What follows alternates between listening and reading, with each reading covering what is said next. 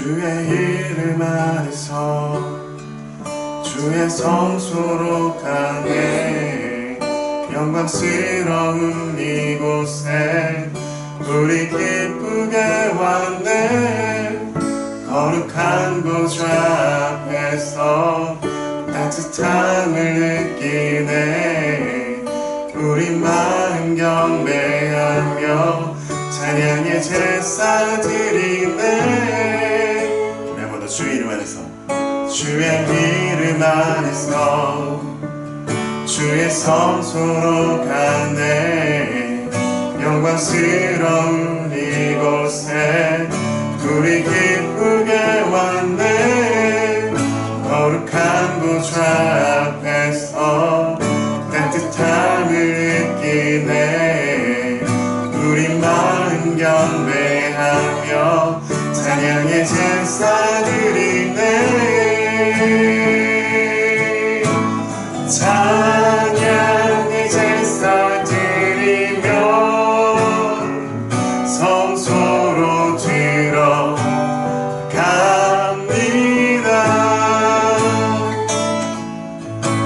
찬양의 제사 드리며 성소로 들어갑니다. 주의 말씀 주시고, 주의 말씀 주시고 우리 감사드리네. 주의 날개 그늘이 우리 피난처 되네. 주의 길을 따르며 우리 주께 순종해.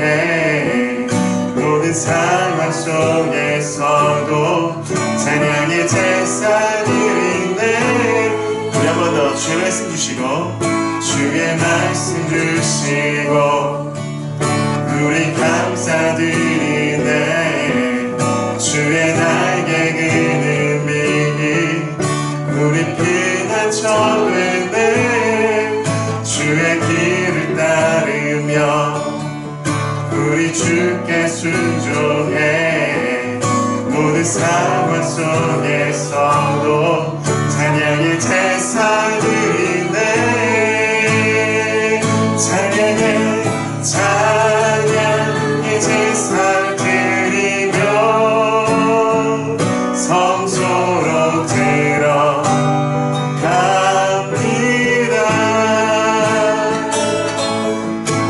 찬양의 제사 드리며 성소로 들어갑니다.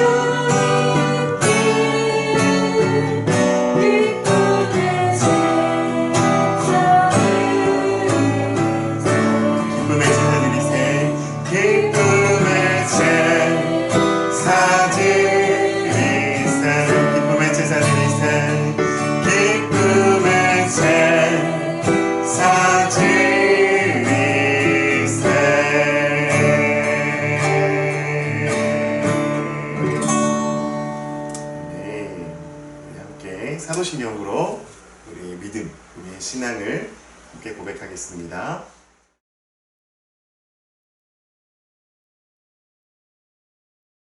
나는 전능하신 아버지 하나님, 천지의 창조주를 믿습니다.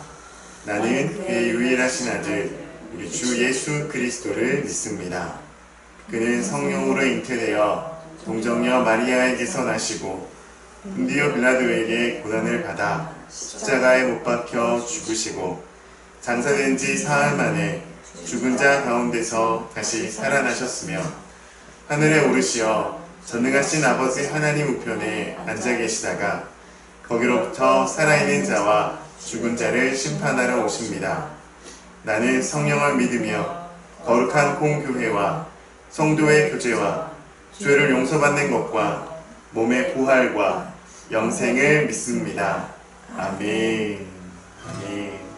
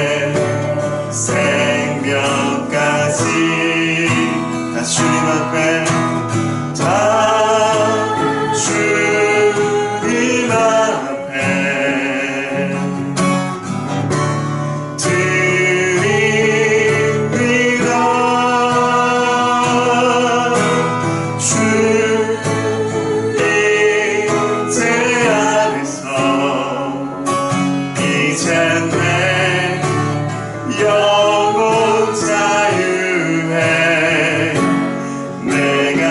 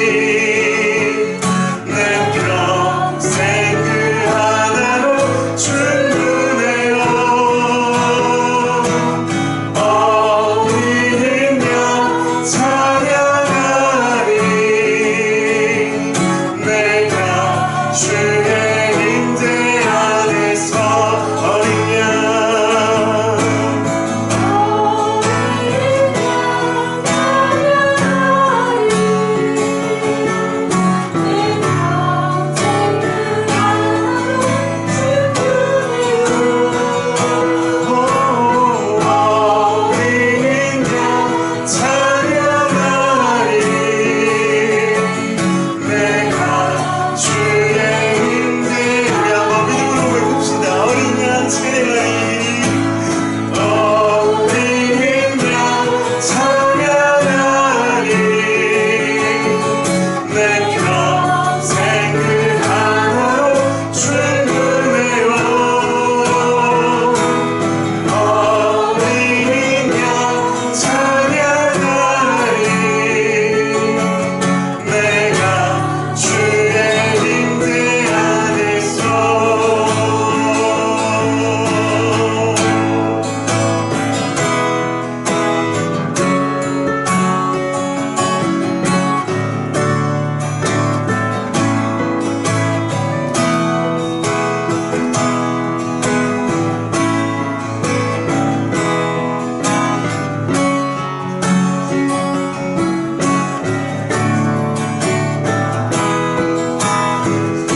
우리 한 번 더 어린 양 찬양하리 어린 양 찬양하리 내 평생 그 하나로 충분해요 어린 양 찬양하리 내가 주의 임재 안에서 내가 주의 임재 안에서 내가 주의 임재 안에서 내가 주의 임재 안에서 내가 주의 임재 안에서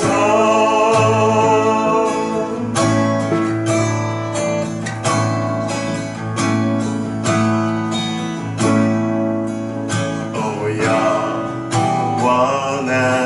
원하신 주 온 세상 주께 속했네 모든 만물 사라져가도 주 말씀 영원해 다시 한번 오야 원하신 오야 원하신 주 세상 주께 속했네 모든 만물 사라져가도 주 말씀 영원해 살아계신 주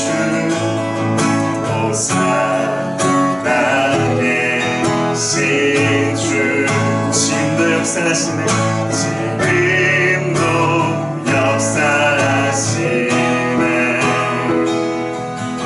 죄와 슬픔 우리 덮어도 주 약속이 흡시니 모든 영광 모든 영광 존귀 능력 주 받으소서 온 백성 다 외치네 또 거룩하신 주 모든 영광 모든 영광 존귀 능력 주 받으소서 온 백성 다 외치네 또 거룩하신 주 오 영원하신 오 영원하신 주 온 세상 주께 속했네 모든 만물 모든 만물 사라져가도 주 말씀 영원해 오 살아계신 주 오 살아계신 주 지금도 역사하시네 죄와 슬픔이 덮어도 주 약속이 이루시리. 모든 영광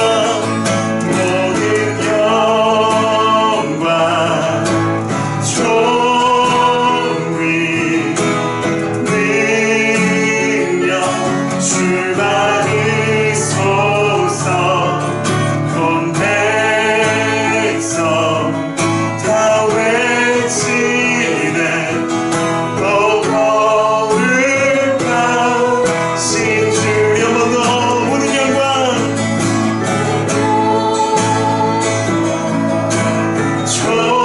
존귀 능력 주 받으소서. 온 백성 다 외치네 거룩하신 주. 천과 저음과 낮은 되신 주. 만세와 홀로 계신 주. 영원히 다스리시네. 찬양 할렐루야. 천과 저음과 낮은 되신 주. 만세와 홀로 계신 주. 영원히 다스리시네. 찬양 할렐루야. 우리 한 번 더 천과 낮은 되신 저음과 낮은 되신 주. 만세와 홀로 계신 주. 영원히 다스리시네. 찬양 할렐루야. 찬양 할렐루야. 찬양 할렐루야. 주가 오실 때 우리 다 주 앞에 나가 받은 영광 주께 드리며 주 경배 드리리.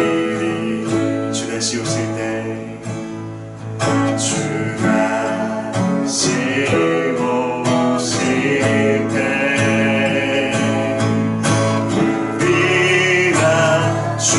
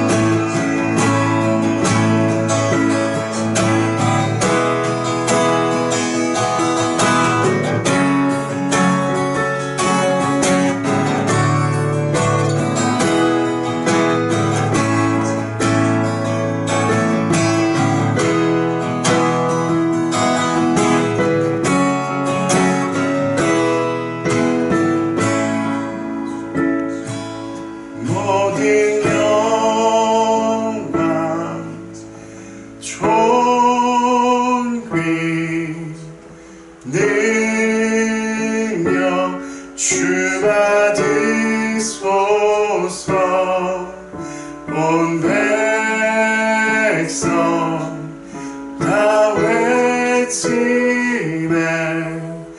오 거룩하신 주 모든 영광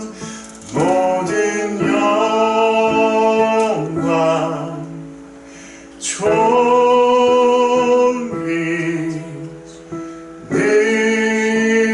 능력 주 받으소서 온 백성 다 외치네 오 거룩하신 주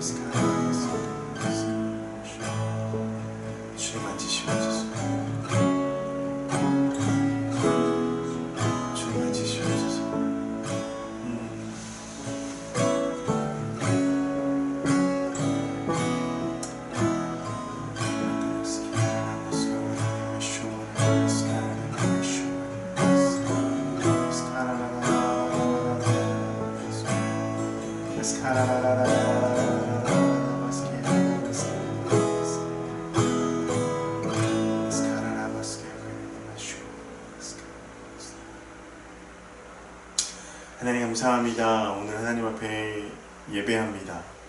하나님의 거룩하심 앞에 우리의 삶을 세웁니다. 주님 이곳에 임재하시옵소서. 주님 오셔서 우리 예배를 받으시옵소서.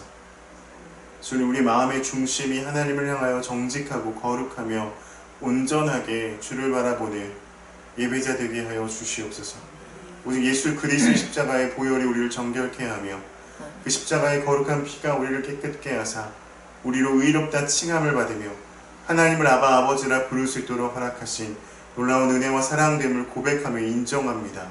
오직 주의 보혈 힘입어 주 앞에 나아갑니다. 오직 십자가의 은혜와 그 사랑으로 인하여서 하나님 앞에 섭니다. 주님 우리의 예배를 받으시고 우리에게 말씀하시며 우리의 삶을 통하여서 우리의 인생을 통하여서 주의 영광을 드러내게 하시며 하나님의 살아계심을 나타내는 믿음의 삶이 되게 하여 주옵소서. 하나님 우리 안에 다시금 하나님의 그 사명들이 불타오르게 하시옵소서. 하나님 우리가 이 땅에 살아가는 이유를 하나님 다시금 확인하며 하나님 다시금 우리 가운데서 말씀하시는 그 주님의 음성을 따라 하나님 믿음의 길을 걸어가는 우리의 모든 삶이 될 수 있도록 하나님 역사하여 주시옵소서. 하나님 이 나라 민족을 주님 긍휼히 여겨주시고 하나님 세계 곳곳에 하나님 여전히 하나님을 구하고 하나님을 찾고 있는 수많은 사람들 하나님 고통 가운데 아픔 가운데 하나님을 구하고 찾는 자들에게 주님 역사하셔서 주님 만나주시고 하나님의 놀라우신 평강과 하나님의 놀라우신 기쁨과 하나님의 그 놀라우신 은혜의 사랑이 하나님 마음껏 부어지는 하나님의 놀라운 복을 허락하여 주시옵소서. 하나님 오늘 예배 가운데 오직 주님만 높임 받으시기를 간절히 원합니다. 하나님 어느 곳에 있든 어느 자리에 있든 하나님 예배하는 예배자 되게 하시고 예배 가운데 임재하신 주님 경험하게 하시며 주와 함께 동행하며 걸어가는 믿음의 사람들 되게 하여 주옵소서. 오늘 함께 하실 주님을 찬양합니다. 감사드리며 살아계신 예수 그리스도 이름으로 기도합니다. 아멘. 아멘. 여러분 사랑하고 축복합니다. 오늘 함께 나눌 말씀은 빌립보서 1장 12절에서 21절까지 말씀입니다.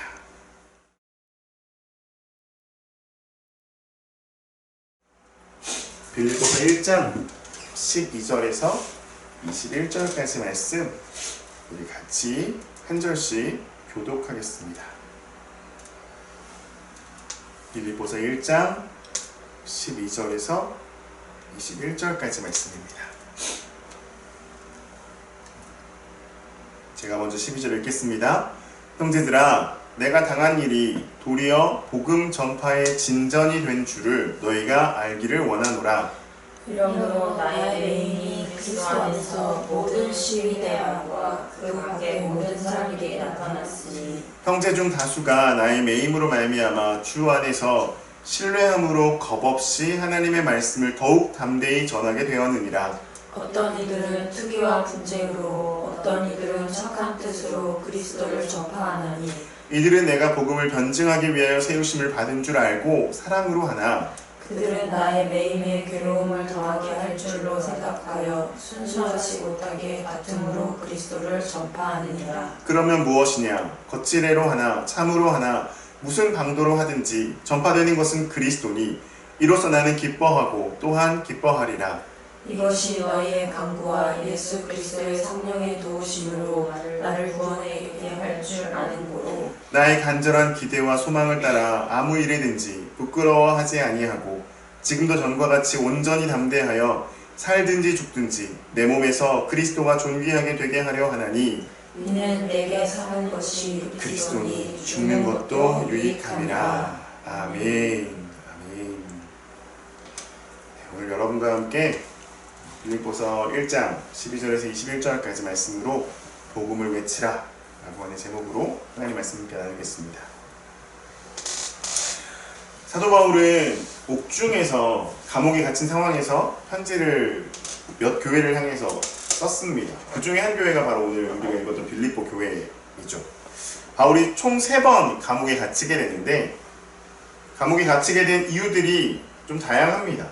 첫 번째 사도 바울이 감옥에 갇히게 된 이유는 어떤 한 곳에 가서 복음을 전하다가 그곳에 귀신 들린 여자를 통해서 점을 치고 그것으로 수익을 얻었던 사람의 집에서 그 귀신 들린 여인을 이제 그 귀신 들림에서 해방하고 그 얽매임 가운데서 자유케 하는 그런 하나님의 놀라운 기적을 행합니다.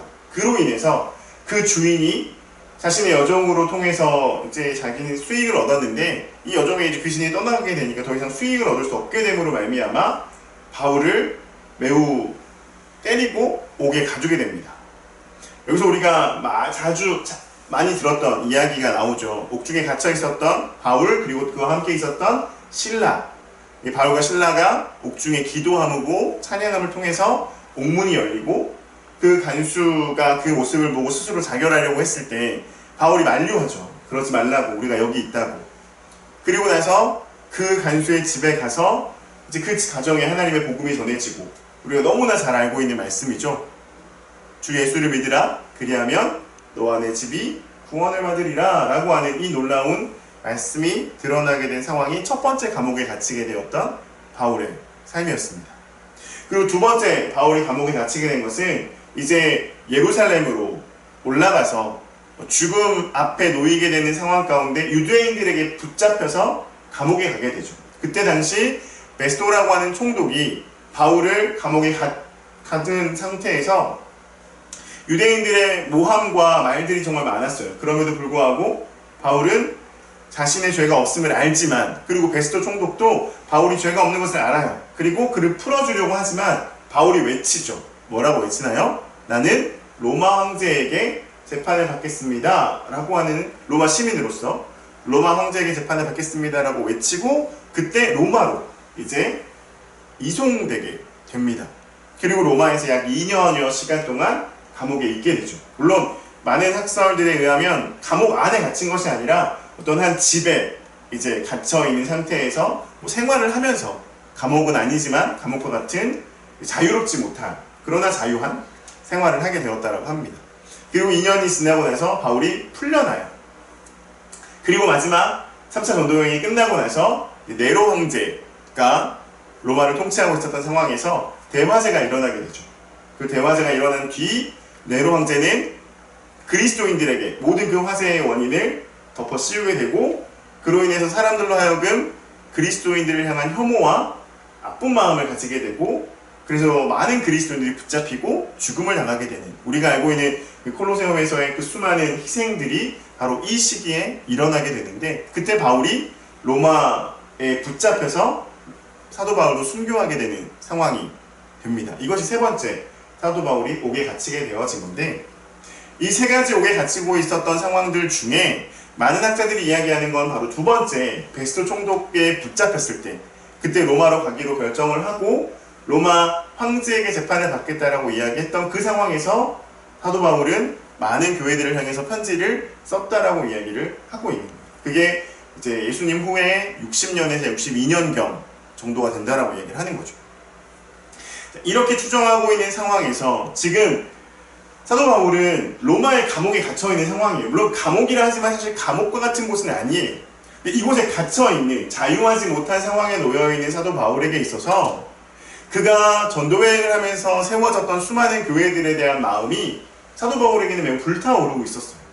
그 불타오른 가운데에서 지금 빌립보 교회를 향해서 편지를 쓰고 있는 건데, 이 편지의 내용을 보면 우리가 조금 고민해 보아야 하고, 바울이 지금 외치고 있는 게 무엇인지, 바울이 지금 말하고 있는 게 무엇인지를 한번 생각해 보아야 할 부분들이 있습니다. 바울이 지금 이 편지를 쓰고 있었던 상황 이전에 고린도 교회 안에 여러 가지 문제들이 있었어요. 고린도 교회에는 어떤 문제가 있었냐면, 고린도전서 1장 11절 12절에 보면 내 형제들아 글로에의 집 편으로 너희에게 대한 말이 내게 들리니 곧 너희 가운데 분쟁이 있다는 것이라. 이 분쟁이 무엇이냐면 12절에 내가 이것을 말하거니와 너희가 각각 이르되 나는 바울에게, 나는 아볼로에게, 나는 게바에게, 나는 그리스도에게 속한 자라 한다는 것이니 라고 하는 거예요.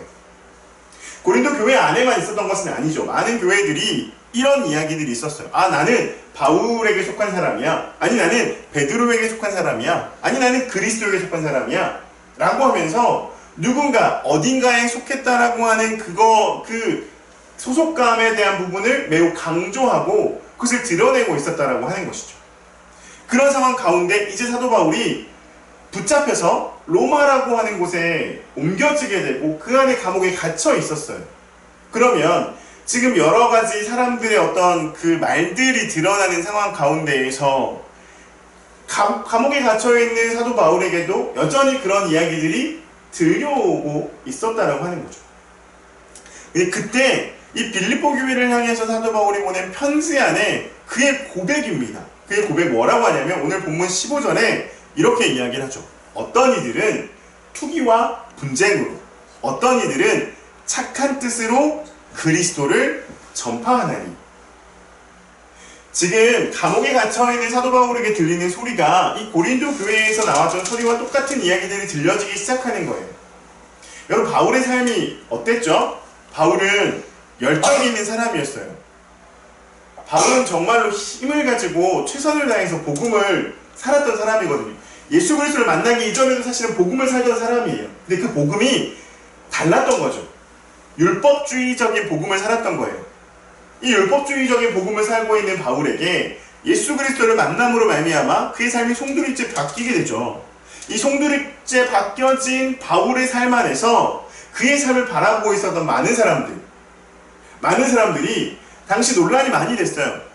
바울이 사도냐 아니냐, 이런 말들이 정말 많았거든요. 왜요? 사도라고 불리는 사람들이 누구냐면 예수님과 3년 반의 그 공생애를 함께 했던 사람들을 사도라고 불렀거든요. 그래서 12사도라고 이야기를 하잖아요. 그런데 바울에게도 우리는 분명히 사도라고 하는 표현을 씁니다. 사도 바울이라는 이름을 쓰는 거죠.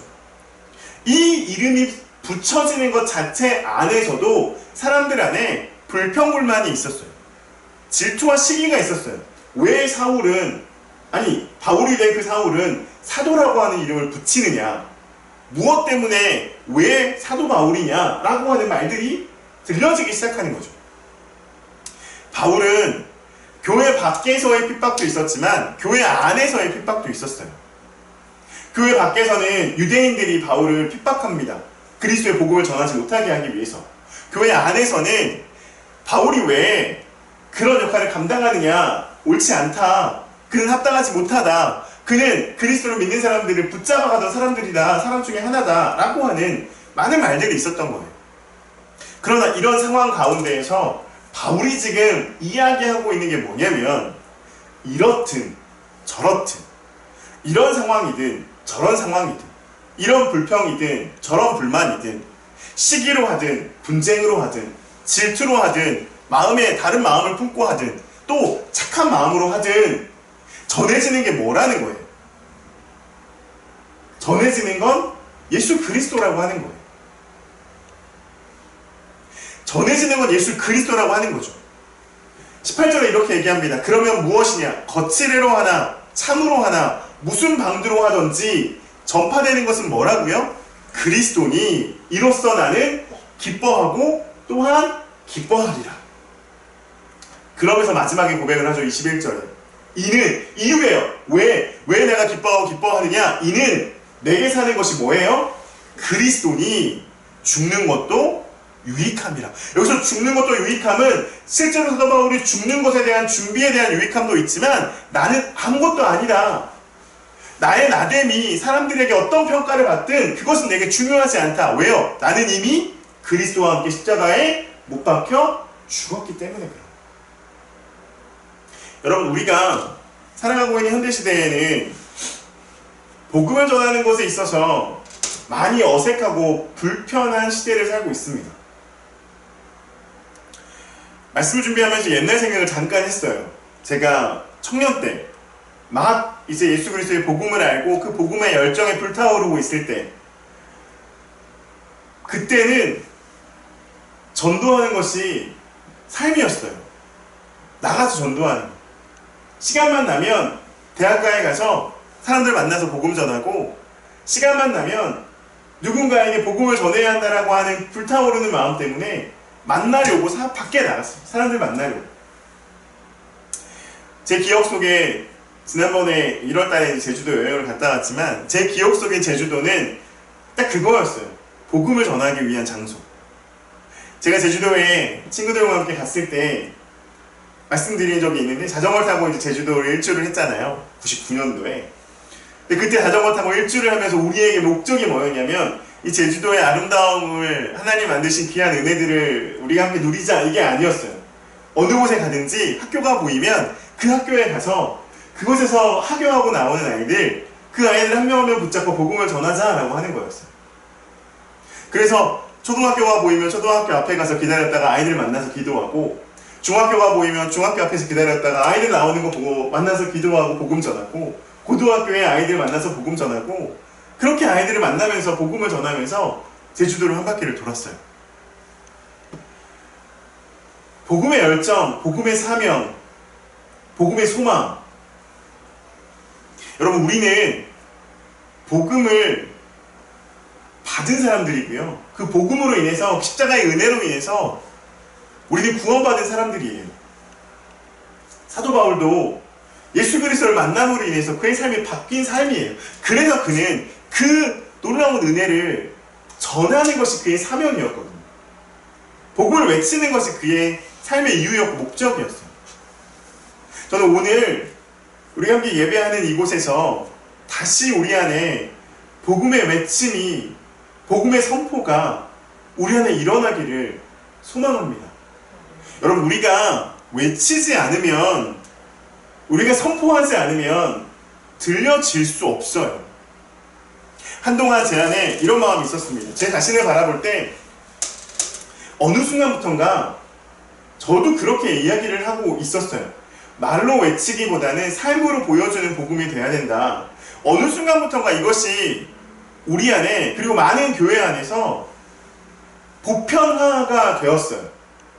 삶으로 그리스도를 보여주는 삶, 삶으로 그리스도의 살아계심을 나타내는 삶, 너무 중요하고 너무 분명하고 너무나 확실한 건데 우리가 이것을 추구하다 보니까 놓쳐버린 게 있어요. 그게 뭐냐면 우리 입술로 고백해야 하는 복음이에요. 우리가 입술로 말해야 하고 선포해야 하는 복음을 우리는 어느덧, 아니야 이건 굳이 하지 않아도 돼, 그냥 우리가 삶으로 보여주면 돼, 우리가 믿는 자로서 정말 정직하고 온전하게 행하는 모습을 보여주면 그들에게 복음이 되고 그들에게 전도가 될 거야 라고 하는 무언가 마치 이것이 진짜인 것처럼 가리워진, 그러나 여러분 분명하게 성경이 이야기하고 있는 건 하나님의 말씀은 우리의 입술로 선포되어져야 된다라고 하는 거예요. 듣지 않으면 믿음이 생기지 않아요. 근데 우리는 삶으로 보여준다라고 이야기를 해요. 아이러니한 거죠. 분명히 삶으로 보여주는 것이 그리스도인에게 있어서 매우 중요한 삶의 모습인 건 맞아요. 그러나 우리가 삶으로 보여주는 것과 함께 같이 가야 되는 것이 뭐냐면 복음이 내 입으로 분명하게 선포되어져야 된다라고 하는 거예요. 복음이 외쳐져야 된다라고 하는 거예요. 여러분, 예수님 믿으라고 하는 것이 우리의 입술을 통해서 드러나야지만 그 듣는 사람의 삶에 예수 그리스도의 씨앗이 심겨지게 된다라고 하는 거죠. 외치지 않으면, 선포되지 않으면 결코 복음의 씨앗이 들어가지 않는다라고 하는 겁니다. 여러분, 성경에 이렇게 말하고 있어요. 마태복음 10장 32절 잘 들어보세요. 누구든지 사람 앞에서 나를 시인하면 나도 하늘에 계신 내 아버지 앞에서 그를 시인할 것이요. 여러분, 사람 앞에서 뭐 하래요? 하나님이 아버지인 것을 시인하라는 거예요. 이건 뭐예요? 입술의 고백을 하나님이 원하신다라고 하는 거예요. 나는 그리스도인입니다, 여러분 예수님 믿기를 소망합니다 라고 하는 말의 고백이 드러나고 그와 함께 삶의 행함이 나타나져야 된다라고 하는 거죠. 또 하나 성경에 말합니다. 로마서 10장 9절. 네가 만일 네 입으로 예수를 주로 시인하며 또 하나님께서 그를 죽은 자 가운데 살리신 것을 내 마음에 믿으면 뭐 받느냐고 되어 있냐면 구원을 받으리라 라고 되어 있어요. 두 가지를 같이 하라는 거죠. 뭐 하라는 거예요? 입으로 주를 시인하라는 거예요. 그리고 마음으로 믿으라라고 하는 거예요. 마지막 로마서 10장 10절입니다. 우리가 너무나 잘 아는 말씀이죠. 사람이 마음으로 믿어 의에 이르고 입으로 시인하여 구원에 이르느니라. 여러분, 우리가 마음으로 예수님을 알고 있어요. 마음으로 예수님 믿고 있어요. 우리 마음에 예수님 나의 구주예요. 예수님이 나의 삶의 주인이세요. 너무나 좋아요. 그런데 이게 입술의 고백이 되지 않으면, 삶의 고백이 되지 않으면 그것은 거칠애와 같은 모습으로 멈출 수밖에 없다라고 하는 겁니다. 오늘 다시 우리가 과거에 정말 복음의 열정이 일어났던 그때, 정말 하나님의 사랑에 대한 불타오르던 그때, 복음을 전하지 않고는, 내가 만나는 사람들에게 하나님의 살아계심을 외치지 않고는 살 수 없었던 그때의 그 복음의 열정. 아니, 아직은 내가 그렇게 살아보지 못했다라면, 내가 정말로 복음을 전하지 않는 그런 내 삶에 있어서의 부담감이 아직 내 안에 일어나지 않았다면, 오늘 말씀을 통해 하나님께서 여러분에게 이 부담감을 부어주시기를 주님의 이름으로 축복합니다. 내가 이 입술로 예수 그리스도의 살아계심을 고백해야 한다는 것, 내가 내 입술로 주가 그리스도라고 하는 것을 사람들 앞에서 시인해야 하는 것. 여러분, 우리 교회 안에서만 서로가 고백하는 거죠. 주님이 우리의 주님이십니다라고 고백하는 것으로 멈추는 것이 아니라 세상에 외치는 거예요. 세상의 사람들에게 외쳐야 하는 거예요. 주님이 그리스도이십니다. 하나님이 나의 아버지이십니다. 이것이 우리가 정말로 외쳐야 하는 복음이라고 하는 거예요.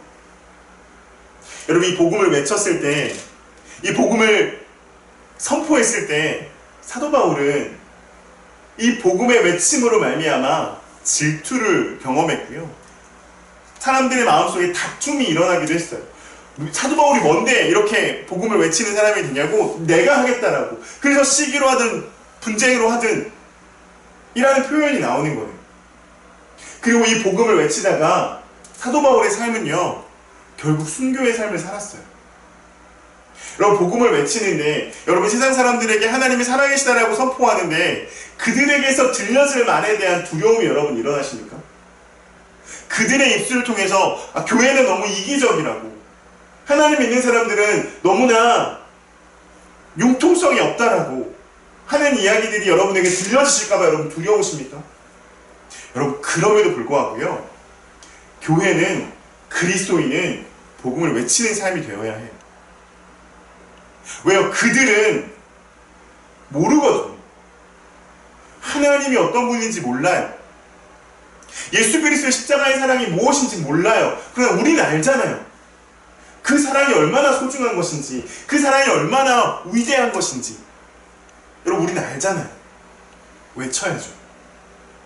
선포해야죠. 입술로 고백해야죠. 두려워하지 말기를 축복합니다. 여러분, 염려하지 마시기를 축복합니다. 걱정하지 마세요. 여러분, 외쳐야 해요. 여러분, 선포해야 해요. 제가 여러분에게 말하는 건 교회에 오세요 라고 말하는 게 아니에요. 주님이 우리의 구주이십니다라고 하는 선포를 하라는 거예요. 하나님이 온 땅의 창조주이십니다라고 하는 선포를 하라는 거예요.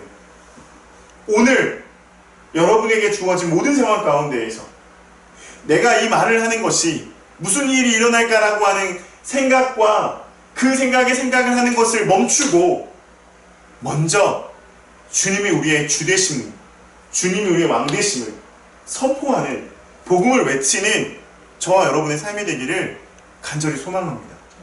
우리 안에서 멈추지 말자고요. 교회 안에서만의 고백이 되지 말자고요. 교회 밖에서, 우리의 삶의 모든 상황 가운데에서 정말 복음이 외쳐지고, 그 복음의 외침으로 말미암아 혹 내가 고난을 당하고 어려움을 당하고 힘듦을 당할지라도 나를 통해 그리스도가 외쳐진다라면 그것이 우리의 기쁨이 된다라고 하는 거예요. 내게 사는 것이 그리스도니 내가 죽는 것도 유익함이라고 하는 사도 바울의 고백이 이제 우리의 고백이 되기를 소망합니다. 이것이 여러분의 고백이 되기를 소망합니다. 여러분, 복음을 살자고요. 여러분의 상황이, 환경이 여러분을 억누르고 막을지라도 여러분, 복음을 외치는 자가 됩시다. 여러분, 복음을 감추지 말고 드러내는 자가 됩시다. 여러분, 우리가 살아있는 이유, 우리의 삶의 목적, 하나님의 영광, 그 하나님의 영광은 바로 하나님의 살아계심을 외치는 것이고 선포하는 것이고 세상에 드러내는 것입니다. 저 여러분 모두가 오늘 이 말씀을 통해서 다시 복음의 열정, 다시 십자가의 외침이, 다시 예수 그리스도의 살아계심이 선포되어지는, 외쳐지는, 고백되어지는 그런 삶이 다 되기를 주님의 이름으로 축복합니다. 아멘.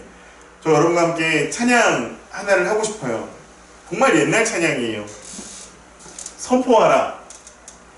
부활하신 영광의 주, 아름다운 영광의 주. 이 찬양이 우리의 입술의 고백만이 아니라 우리 영혼의 고백이 되기를 원합니다. 이렇게 찬양하겠습니다. 선포하라.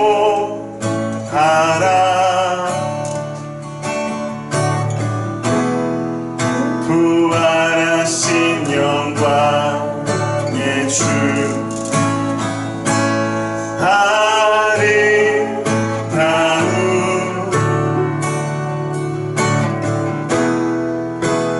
영광의 주를 보라. 보좌에 앉으신 그 어린 양 예수, 다 무릎 꿇고서 주 경배하리라. 우리 다시 한번 선포하라. 선포하라. 부활하신 영광의 주, 부활하신 영광의 주, 아름다운 영광의 주를 보라. 영광의 주를 보라. 보좌에 앉으신, 보좌에 앉으신 그 어린 양 예수,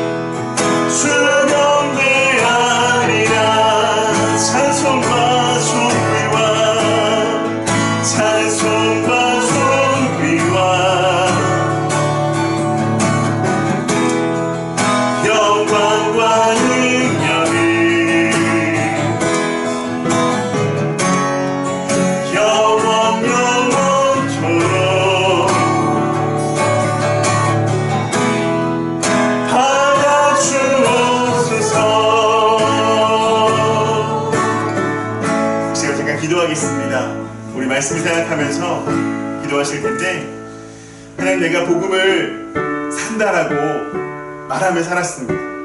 하나님, 내가 복음을 삶으로 살고 있다라고 생각하며 살았습니다. 그러나 하나님, 내가 이 복음을 외치는 것에서 소홀했습니다. 하나님의 살아계심을 증거하는 것에 있어서 하나님, 내가 많이 감당하지 못했습니다. 그러나 하나님, 이제 다시 이 복음을 외치는 자가 되기를 원합니다. 이제 다시 이 복음이 선포되는 삶이 되기를 원합니다. 내 입술을 통해서, 나의 삶을 통해서, 나의 인생의 걸음을 통해서 하나님의 살아계심이 시인되어지고 마음으로 믿어 의에 이르고 구원에 이르는 놀라운 하나님의 삶이 되기를 소망한다라고 우리 말씀을 생각하면서 하나님 내가 다시 복음을 외치는 자가 되기를 원한다라고 우리 고백하며 기도하며 나가겠습니다. 기도합니다. 오 하나님 감사합니다. 오 하나님 감사합니다. 오 하나님 감사합니다. 하나님 우리가 복음을 외치는 자가 되게 하시옵소서.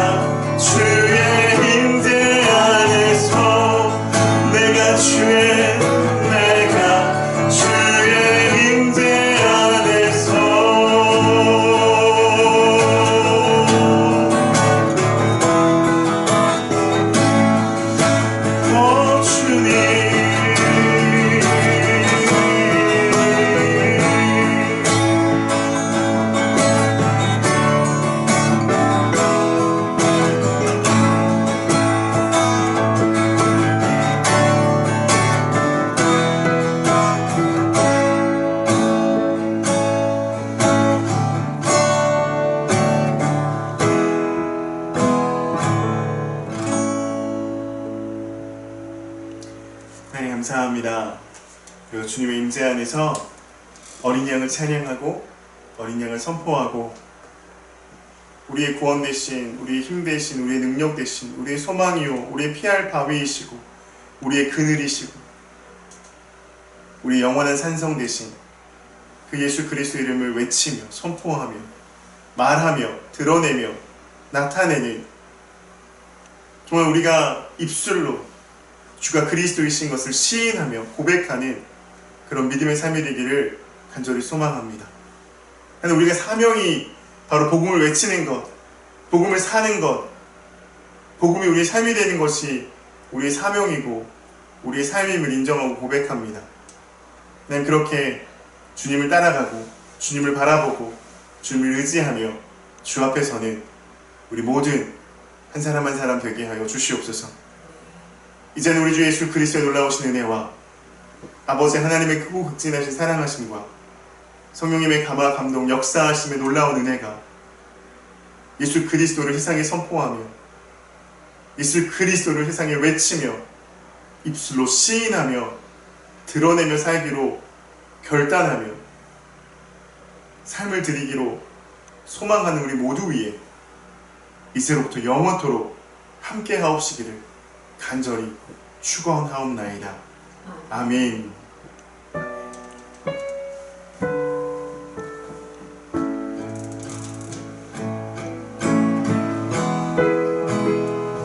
하나님 사랑, 그 사랑 날 자유케 하네. 하나님 사랑, 그 사랑 날 외롭게 하네.